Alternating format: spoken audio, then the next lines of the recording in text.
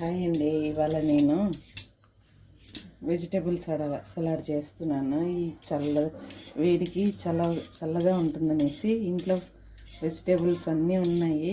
కీరా, carrot, tomato, ఉల్లిపాయ, beetroot అన్నీ ఉన్నాయి. అన్నీ ఇలా పీల్ చేసి పెట్టుకొని కట్ చేసుకొని, టమోటా ఇలా స్కిన్ ఉంటే బాగుండదు, ఇలా స్కిన్ తీసేసుకొని వేసుకోవాలండి. ఎందుకంటే పిల్లలకు మంచిది కదా ఈ స్కిన్. ఇది చిన్న చిన్న ముక్కలుగా ఇలా కట్ చేసుకోవాలి. క్యారెట్, టమాటా, కీరా, ఉల్లిపాయ, బీట్రూట్ అన్నీ వేసుకుని కలుపుకోవాలి.